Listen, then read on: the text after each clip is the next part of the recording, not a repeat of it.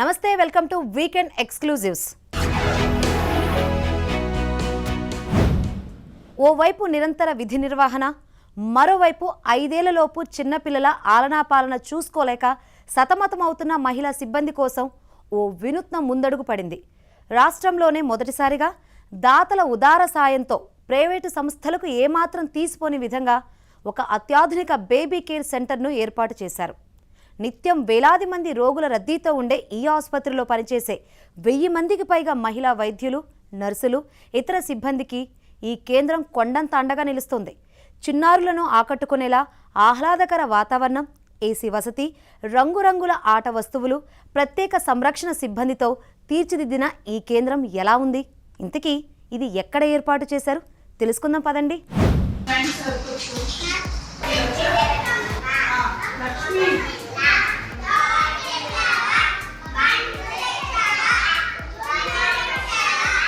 విధి నిర్వహణలో ఉంటూ తమ 5 ఏళ్లలోపు చిన్నపిల్లల ఆలనా పాలన చూసుకోలేక ఇబ్బందులు పడుతున్న మహిళా ఉద్యోగుల కోసం రాష్ట్రంలోనే మొదటిసారిగా గుంటూరు జీజీహెచ్లో దాతల సహకారంతో ఒక అత్యాధునిక బేబీ కేర్ సెంటర్ను ఏర్పాటు చేశారు. ప్రైవేట్ సంస్థలకు ఏమాత్రం తీసిపోని విధంగా పిల్లలను ఆకట్టుకునేలా అన్ని రకాల ఆట వస్తువులు, ఏసీ వసతి మరియు ప్రత్యేక సంరక్షణ సిబ్బందితో ఈ కేంద్రాన్ని తీర్చిదిద్దారు.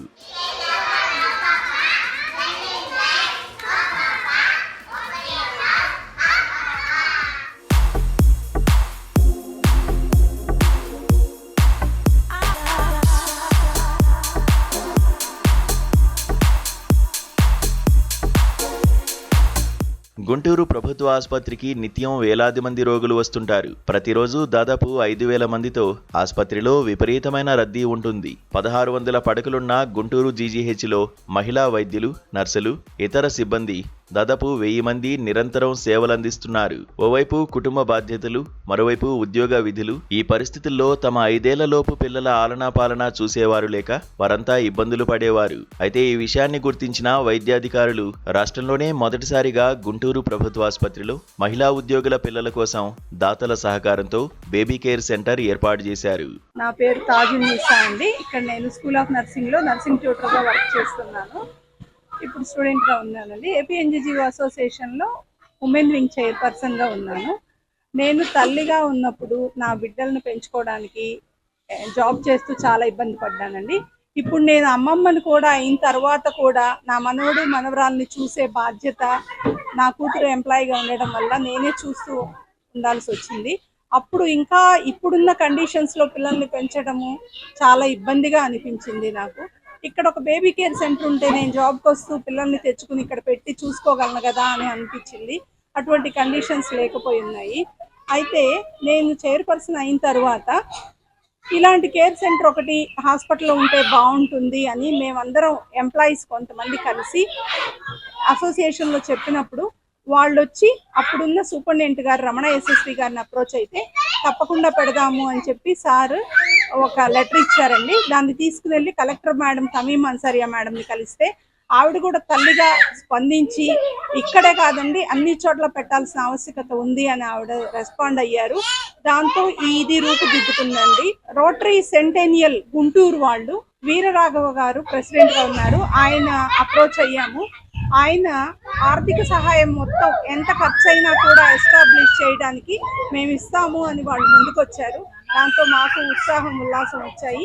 చక్కగా దీన్ని అందరి సహకారంతో ఎస్టాబ్లిష్ చేసిన తర్వాత దీన్ని ఓపెన్ చేయడం జరిగిందండి. ఇక్కడ ఎంప్లాయీస్ అందరూ కూడాను ఈ రోజు చాలా హ్యాపీగా ఉన్నారు. చిన్నారులను ఆకట్టుకునేలా ఆహ్లాదకర వాతావరణంలో అన్ని రకాల ఆట వస్తువులతో ఈ బేబీ కేర్ సెంటర్ను తీర్చిదిద్దారు.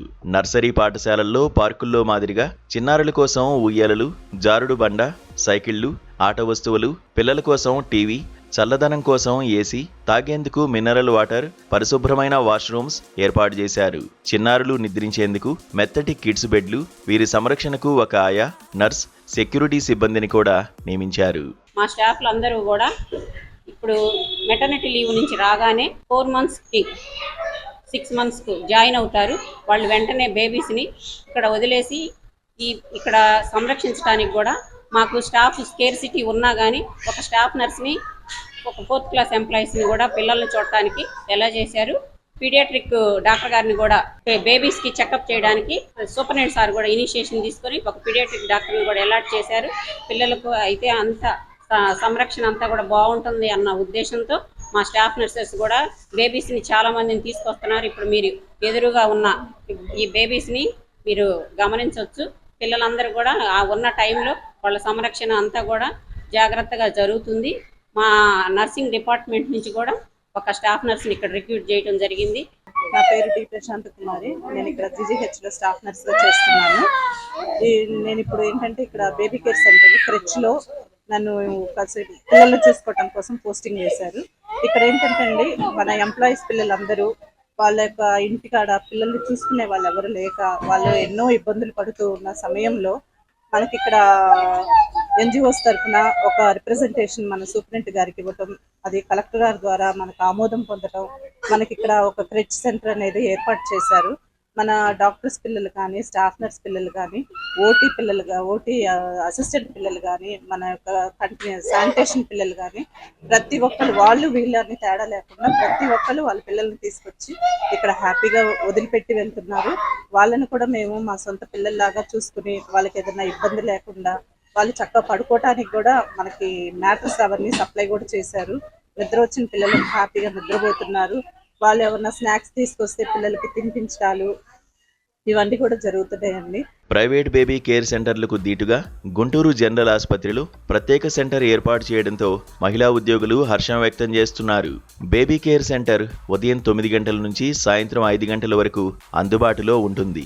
ఈ బేబీ కేర్ సెంటర్ తమకెంతో ఉపయోగకరంగా ఉందని ఆనందం వ్యక్తం చేస్తున్నారు. అందరికి నమస్కారం అండి. నా పేరు మహేష్ అండి. నేను ఇంటెలిజెన్స్లో డ్రైవర్గా చేస్తున్నాను. మా పాప బేబీ కేర్ సెంటర్ ఓపెన్ చేయడం వల్ల మాకు డ్యూటీలకు ఇబ్బంది లేకుండా ఉంటుందండి. పిల్లలు కూడా స్టార్టింగ్ నుంచి స్కూల్కి అలవాటు పడటానికి ఇది ఒక ఉదాహరణగా ఉంటుంది, బాగుంటుంది. ఇలా ముందు నుంచే స్కూల్కి అలవాటు పడతారు. ఇక్కడ అన్ని ఉయ్యాలు కానీ పిల్లలు ఆడుకునే వస్తువులు కానీ అన్నీ బాగున్నాయండి. ఇలా ఇంకా అభివృద్ధి చేసి ఈ జీజీహెచ్లో స్టాఫ్కి ఎంతో ఉపయోగకరంగా ఉందండి ఇట్లా చేయడం వల్ల. పద్మావతి, ఇక్కడే గుంటూరు గవర్నమెంట్ హాస్పిటల్లో నేను కాంట్రాక్ట్ స్టాఫ్ నర్స్గా జాబ్ చేస్తున్నాను అండి. గుంటూరులో ఉంటామండి. నా బాబు ఈ బాబు నాకు ఫస్ట్ ఒక బాబు ఉన్నాడు, కానీ ఆ బాబుని చూడడానికి ఎవరు లేక చాలా ఇబ్బంది పడ్డాను. గుంటూరు జీజీహెచ్ చరిత్రలోనే ఇట్లా ఒక క్రెచ్ సెంటర్ ఏర్పాటు చేయడం స్టాఫ్ల కోసం చాలా హ్యాపీగా సంతోషంగా ఉందండి. దీనికి కారణం అందరికీ మనస్ఫూర్తి ధన్యవాదాలు తెలుస్తున్నాను. ఇక్కడ క్రెచ్ సెంటర్లో స్టాఫ్ గారు ఆయమ్మ అందరూ చాలా బాగా చూసుకుంటున్నారు పిల్లల్ని. మేము ఇక్కడే ఉద్యోగం చేసుకుంటూ పిల్లలకి మధ్యలో వచ్చి భోజనం పెట్టుకుంటూ చాలా సంతోషంగా హ్యాపీగా ఉన్నామండి. నాలాగా ఎంతో మంది చూడడానికి ఇంట్లో ఎవరు లేక చాలా ఇబ్బంది పడుతున్నారు. ఇలాంటి మంచి ఒక ఉపయోగకరమైన క్రెచ్ సెంటర్ ఏర్పాటు చేసిన రోటరీ క్లబ్ వాళ్ళకి, మా హాస్పిటల్ సూపరింటెండెంట్ అందరికీ మనస్ఫూర్తి ధన్యవాదాలు తెలుసుకుంటున్నాను.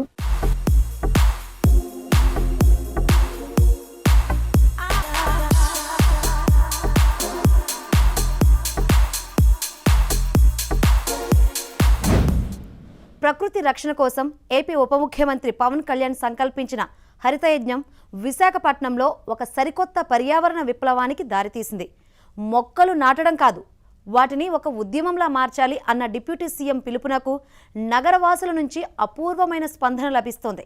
ఈ నెల 15వ తేదీ నాటికి ఏపీ వ్యాప్తంగా రికార్డు స్థాయిలో 2.5 కోట్ల సీడ్ బాల్స్ తయారు చేయడమే లక్ష్యంగా పవన్ కళ్యాణ్ యాక్షన్ ప్లాన్ను ప్రకటించగా, ఆ లక్ష్య సాధనలో విశాఖపట్నం సైన్యంలా కదిలొచ్చింది. చిన్నారులు, విద్యార్థులు, పర్యావరణ ప్రేమికులు భావితరాల భవిష్యత్తు కోసం చేతులు కలిపి విత్తన బంతులను సిద్ధం చేశారు. పచ్చదనాన్ని పెంచేందుకు విశాఖ వేదికగా సాగుతున్న ఈ అద్భుతమైన కార్యక్రమాన్ని మనము చూసేద్దామా?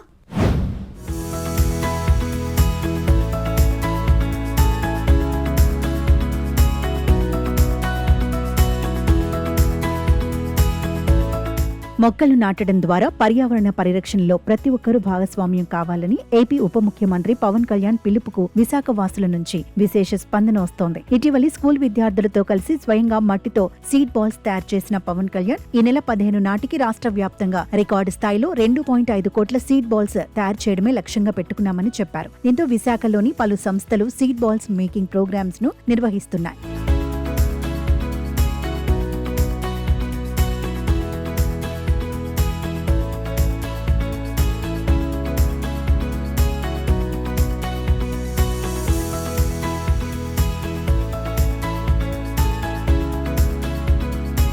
క్రమంలోనే ఆర్ట్ ఆఫ్ లివింగ్ సంస్థ విశాఖలో సీతమ్మధార దగ్గరున్న వివేకానంద పార్క్ లో విత్తన బంతుల తయారీ కార్యక్రమాన్ని నిర్వహించింది. ఈ కార్యక్రమంలో చిన్నారులు, విద్యార్థులు, వారి తల్లిదండ్రులు ఎంతో ఉత్సాహంగా పాల్గొని విత్తన బంతులు తయారు చేశారు. రోజు రోజుకు చెట్ల నరికివేత కారణంగా అడవుల విస్తీర్ణం తగ్గిపోతోందని, ఇది పర్యావరణంకు హానికరమని విద్యార్థుల తల్లిదండ్రులు అభిప్రాయం వ్యక్తం చేశారు. పర్యావరణ పరిరక్షణ జరగాలన్నా, రాష్ట్రంలో పచ్చదనం పెరగాలన్నా విత్తనాలు నాటడం ఎంతో అవసరమని అన్నారు. సీడ్ బాల్స్ పెద్ద మేడం నేర్పించారు.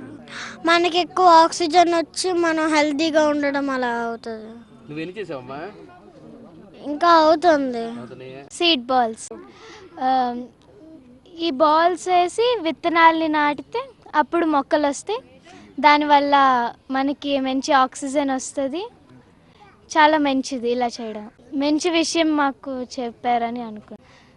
Deputy CM Pavan Kalyan. First round అయిపోయింది, యాక్చువల్లీ కౌంట్ చేయలేదు, ఇది సెకండ్ రౌండ్. సీడ్స్ పెట్టిందంట. సీడ్స్ పెట్టావా? ఏ సీడ్స్ పెట్టావు? ఏం పెట్టావు? ఓకే. పపాయ. ఏం చేసావు? Seed ball. చాలా హ్యాపీగా ఉందండి ఇలా అందరితో కలిసి పర్యావరణాన్ని పరిరక్షించడానికి, అలా సీడ్ బాల్స్ చేసి పర్యావరణం కాపాడటానికి మేము ఒక వంతైనందుకు మాకు చాలా ఆనందంగా ఉంది. పర్యావరణ పరిరక్షణ కోసం డిప్యూటీ సీఎం పవన్ కళ్యాణ్ ఈ నెల 15వ తేదీ నాటికి రాష్ట్ర వ్యాప్తంగా రికార్డు స్థాయిలో 2.5 కోట్ల సీడ్ బాల్స్ తయారు చేయడమే లక్ష్యంగా పెట్టుకున్నారని, ఈ లక్ష్య సాధనలో తాము కూడా భాగస్వామ్యం అవుతున్నందుకు చాలా సంతోషంగా ఉందని పలువురు యువకులు చెప్పారు. ఈ ప్రాజెక్ట్ అనేది అసలు అంటే ఇట్స్ వెరీ యూనిక్గా అనిపించింది నాకు. ఇప్పుడు చెట్లు కొట్టడమే తెలుసు, కానీ ఇట్లాగ ఎంకరేజ్ చేసి సీడ్ బాల్స్ తయారు చేసి ఇలాగ అంటే పిల్లలకు కూడా కొంచెం అవగాహన వస్తుంది అనమాట. ఈ సీడ్ బాల్స్ అంటే ఇప్పుడు ఒక్కొక్క ఫ్రెండ్స్ని ఒక్కొక్కరికి చెప్పుకుంటూ ఉంటారు, ఈ సీడ్ బాల్స్ చేస్తే ఇట్లా దేనికి చేస్తున్నాం అని చెప్పి వాళ్ళ చేతి చెప్పిస్తున్నాం కూడా, వాళ్ళకి ఐడియా వస్తుంది. దీనివల్ల ఎంత ఆక్సిజన్ యూటిలైజ్ పనికి వస్తుంది అని చెప్పి, వైఫై ద్వారా ఎలాగ వర్క్ చేస్తుందో ఆక్సిజన్ కూడా ఎంత వర్క్ చేస్తుందని వీళ్ళకి ఐడియా వస్తుంది. చాలా బాగుందండి. అండ్ ఆర్ట్ ఆఫ్ లివింగ్ వాళ్ళు అయితే చేస్తున్నారు ఇది. సో పార్టిసిపేట్ చేసినందుకు ఐఎమ్ సో హ్యాపీ అండి. పర్యావరణ పరిరక్షణపై అవగాహన పెంచడానికి తమ సంస్థ ద్వారా సీడ్ ది ఎర్త్ ప్రాజెక్టుకు శ్రీకారం చుట్టామని art of living teacher Arunakumari చెప్పారు. ఇందులో భాగంగానే విశాఖలో సీడ్ బాల్స్ మేకింగ్ కార్యక్రమాన్ని నిర్వహించామని తెలిపారు. ఈ ఏడాది 30,000 విత్తన బంతులను తయారు చేయడమే లక్ష్యంగా పెట్టుకున్నామని అన్నారు. ఇలా తయారు చేసిన విత్తన బంతులను అడవుల్లోనూ, ఏజెన్సీ ప్రాంతాల్లో వెదజల్లుతామని తెలిపారు. నమస్తే అండి.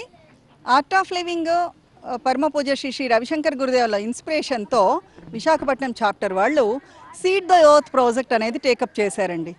సమాజంలో వ్యక్తులకి అవగాహన పెంచడానికి పర్యావరణ పరిరక్షణ పట్ల వాళ్ళు తినే ఆహార పదార్థాల్లో, పళ్ళల్లో ఉండే విత్తనాలన్నీ సేకరించి ఆల్ త్రూ ద ఇయర్ సేకరించి తెచ్చి కలెక్ట్ చేసి ఒక దగ్గర పెట్టి ఇప్పుడు మేము విత్తన బంతులు తయారు చేస్తున్నామండి, పిల్లలందరి చేత చేపిస్తున్నాము. సో దట్ పిల్లల్లో ఒక అవగాహన కలుగుతుంది, పర్యావరణాన్ని పరిరక్షించాలి అని. ఈ విత్తనాలను తీసుకెళ్ళి అడవుల్లో వేసి అడవుల పెంపకానికి దోహదపడేలాగా చేస్తున్నాం అనమాట. సీడ్ ద ఎర్త్ ప్రాజెక్ట్ అని చెప్పేసి ఈ ఏడాది 30,000 విత్తన బంతులు తయారు చేస్తున్నామండి. ప్రజల దగ్గర నుంచి చాలా మంచి ఉత్సాహంతో అందరూ పాల్గొంటున్నారు. ఇంకా మన డిప్యూటీ సీఎం శ్రీ పవన్ కళ్యాణ్ గారు కూడా పిలుపునిచ్చారు, 2.5 కోట్ల విత్తన బంతులు తయారు చేయాలి అని. ఆ పిలుపు మేరకు మేము ఈ ప్రాజెక్టు తయారు చేయడం జరుగుతోందండి. చక్కటి ఉత్సాహం కనబరిచి పిల్లలు, పెద్దలు, ఈవెన్ పేరెంట్స్ కూడా ఎంకరేజ్ చేస్తున్నారు. పర్యావరణ పరిరక్షణ అవగాహన పెరగాలండి. పర్యావరణాన్ని మనందరం రక్షించుకోవడం అనేది మన బాధ్యత.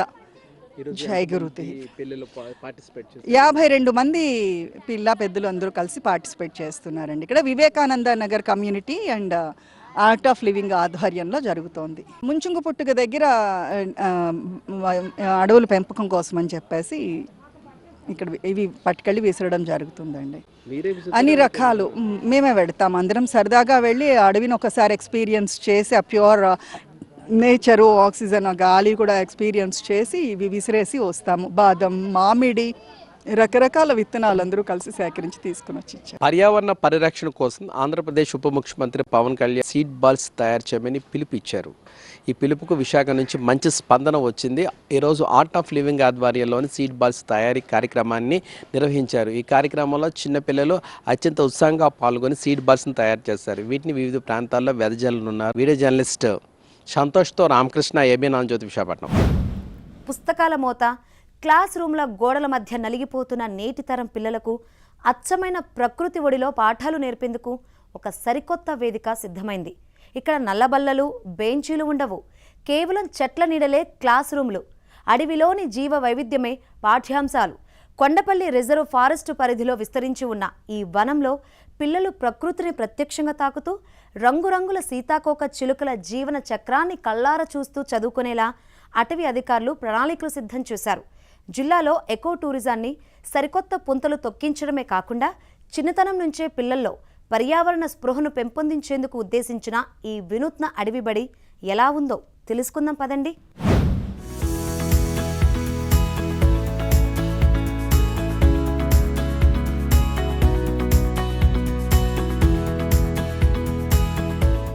పట్టణాల కాంక్రీట్ వనాల మధ్య పుస్తకాల మోతతో విసిగిపోతున్న నేటి తరం పిల్లల కోసం అచ్చమైన ప్రకృతి ఒడిలోనే పాఠాలు నేర్పేందుకు సరికొత్త వేదిక సిద్ధమవుతోంది. ఎన్టీఆర్ జిల్లాలోని మూలపాడు సీతాకోక చిలుకల వనంలో ప్రకృతి పాఠాలను వివరించే అడవిబడి ఏర్పాటుకు అటవీశాఖ వేగంగా అడుగులు వేస్తోంది. పచ్చని అడవులు, రంగురంగుల సీతాకోక చిలుకల నడుమ విద్యార్థులకు, పర్యాటకులకు పర్యావరణ స్పృహ కల్పించే కార్యక్రమానికి శ్రీకారం చుట్టనున్నారు. వీటికి సంబంధించి అటవీశాఖ అధికారులు ప్రణాళికలు సిద్ధం చేశారు. పర్యావరణంపై అవగాహనతో పాటు పక్షుల సందర్శనశాలను ఏర్పాటు చేస్తూ జిల్లాలో ఎకో టూరిజం అభివృద్ధికి కృషి చేయాలని నిర్ణయించారు.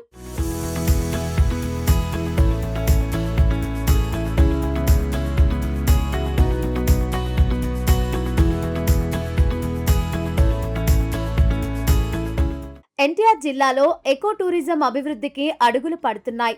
ఇందులో భాగంగా ఇబ్రహీంపట్నంలోని మూలపాడులో ఉన్న సీతాకోక చిలుకల పార్కులో ప్రకృతి పాఠాలను వివరించే అడవిబడి ఏర్పాటుకు సన్నాహాలు జరుగుతున్నాయి. నేటి తరం పిల్లలకు ప్రకృతి అంటే కేవలం ఒక సబ్జెక్టు మాత్రమే. కానీ అదే ప్రకృతిని ప్రత్యక్షంగా తాకుతూ అడవి శబ్దాలను వింటూ కంటి ముందే సీతాకోక చిలుకల జీవన చక్రాన్ని చూస్తూ చదువుకుంటే ఆ అద్భుతమైన విద్యా విధానానికి వేదిక కాబోతోంది విజయవాడ శివారులోని మూలపాడు సీతాకోక చిలుకల పార్క్. కొండపల్లి రిజర్వ్ ఫారెస్ట్ పరిధిలో విస్తరించి ఉన్న ఈ వనంలో త్వరలోనే అడవిబడి ప్రారంభం కానుంది. ఇక్కడ నల్ల బల్లాలు, బెంచీలు ఉండవు. చెట్ల నీడలే క్లాస్ రూమ్లు. అడవిలోని జీవ వైవిధ్యమే పాఠ్యాంశాలు. విద్యార్థులు కేవలం పుస్తకాల్లో చదివే పర్యావరణ శాస్త్రాన్ని ఇక్కడ చెట్లు, మొక్కలు, కీటకాలు మరియు పక్షులను స్వయంగా చూస్తూ అటవీ అధికారుల ద్వారా అన్నీ తెలుసుకుంటారు.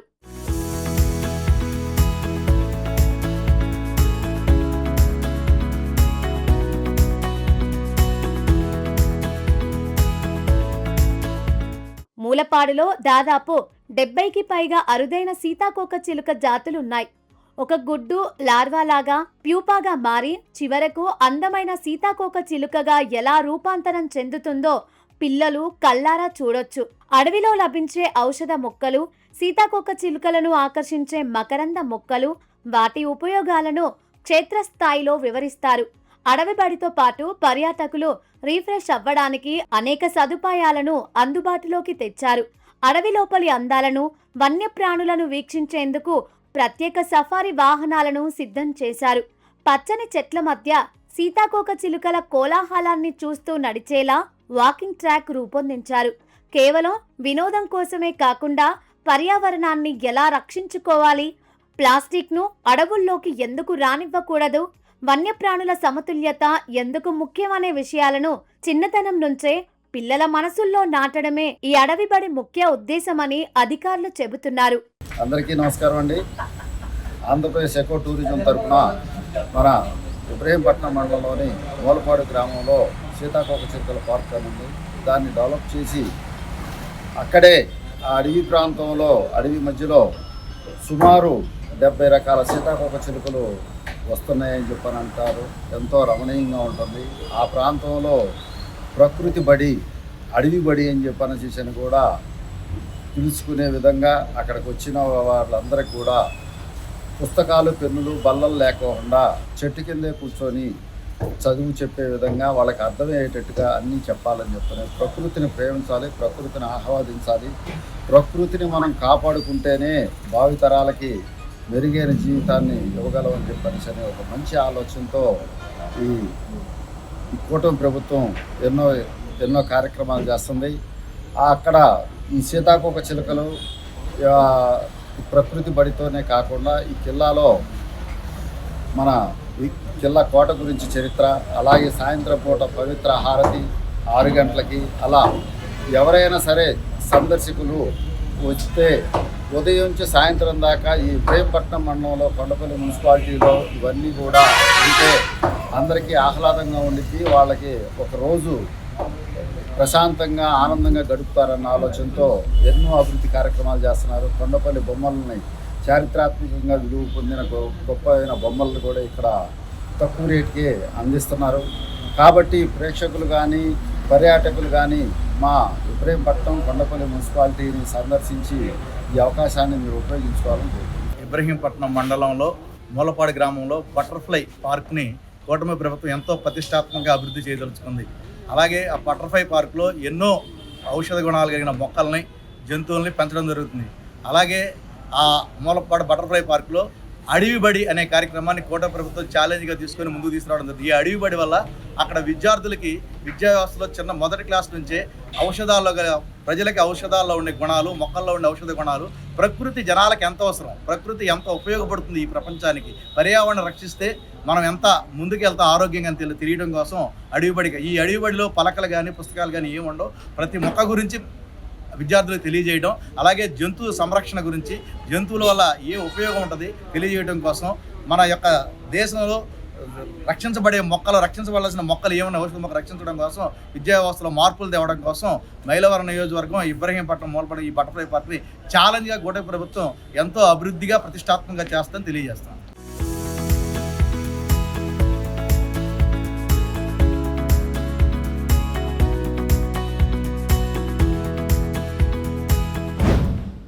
ఒక అగ్గిపెట్టె, అందులో ఒక నిలువెత్తు పట్టుచీర. వినడానికి నమ్మశక్యంగా లేకపోయినా చేనేత మగ్గంపై ఆవిష్కృతమైన ఒక అద్భుత నిజమిది. తెలంగాణలోని సిరిసిల్లకు చెందిన చేనేతకారుడు తయారు చేసిన అపురూప పట్టుచీరను విజయవాడ శ్రీ కనకదుర్గమ్మ అమ్మవారికి సమర్పించారు.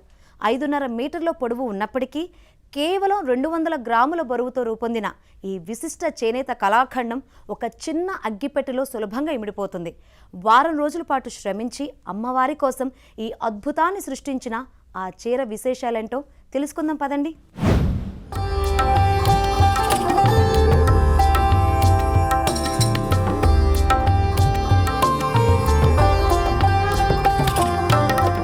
ఒక అగ్గిపెట్టె, అందులో ఒక పట్టు చీర. వినడానికి ఆశ్చర్యంగా ఉన్నా ఇది నిజం.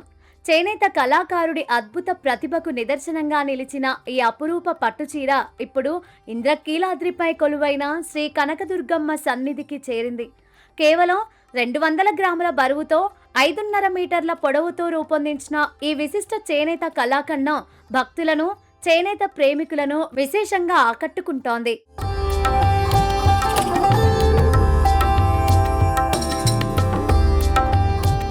చేనేత కళకు పుట్టినిల్లుగా పేరొందిన తెలంగాణలోని రాజన్న సిరిసిల్ల జిల్లాకు చెందిన ప్రముఖ చేనేత కళాకారుడు, చేనేత కళారత్న అవార్డు గ్రహీత నల్ల విజయ్ కుమార్ తన చేతి వృత్తి నైపుణ్యానికి అద్దం పట్టే అపూర్వ పట్టుచీరను శ్రీ కనకదుర్గమ్మకు సమర్పించారు. విజయ్ కుమార్ రూపొందించిన ఈ చీర 5.5 మీటర్ల పొడవు, 48 అంగుళాల వెడల్పు ఉన్నప్పటికీ దీని బరువు కేవలం 200 గ్రాములు మాత్రమే. అంతేకాదు, ఈ చీరను మడత పెడితే ఒక చిన్న అగ్గిపెట్టెలో సైతం సులభంగా ఇమిడిపోతుంది. వారం రోజుల పాటు శ్రమించి మగ్గంపై అల్లిన ఈ కళాఖండంలో సాంప్రదాయ ఇక్కత్ డిజైన్ను అత్యంత సున్నితంగా మేళవించారు. ప్రతి నూలు పోగులో కళ, ప్రతి అంగుళంలో నైపుణ్యం ప్రతిబింబించేలా ఈ చీర రూపుదిద్దుకుంది. తన తండ్రి జాతీయ స్థాయిలో గుర్తింపు పొందిన చేనేత శిల్పి స్వర్గీయ నల్ల పరందాముల స్ఫూర్తితోనే ఈ ప్రత్యేక సృష్టిని రూపొందించినట్లు విజయ్ కుమార్ తెలిపారు. గతంలో ఆపరేషన్ సింధూర్ పేరుతో రూపొందించిన ప్రత్యేక శాలువాను భారత ప్రధాని నరేంద్ర మోదీకి అందించి ప్రశంసలు అందుకున్నానని, అదే ప్రేరణతో ఈ అరుదైన చీరను అమ్మవారికి సమర్పిస్తున్నానని చెప్పారు.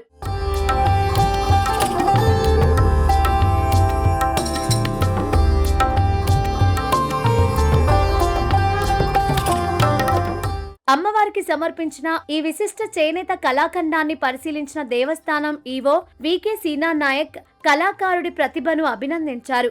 ఆధునిక యుగంలోనూ భారతీయ చేనేత సంప్రదాయాన్ని ప్రపంచానికి పరిచయం చేసే ఇటువంటి కళాకారులు సమాజానికి స్ఫూర్తిదాయకమని పేర్కొన్నారు.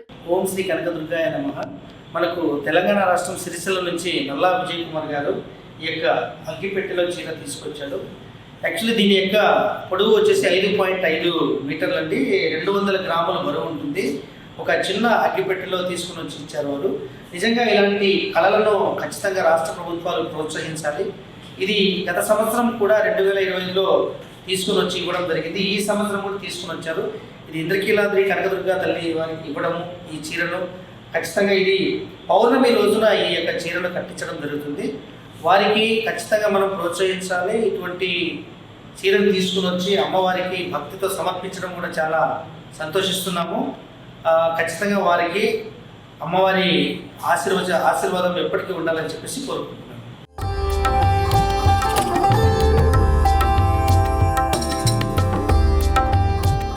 అగ్గిపెట్టెలో ఇమిడిపోయేంత సన్నని పట్టు చీర, కానీ అందులో నిక్షిప్తమైన కళా వైభవం మాత్రం అపారం. భక్తి, సంప్రదాయం, సృజనాత్మకత కలిసిన ఈ అపూర్వ చేనేత కళాఖండం శ్రీ కనకదుర్గమ్మ సన్నిధిలో ప్రత్యేక ఆకర్షణగా నిలిచింది.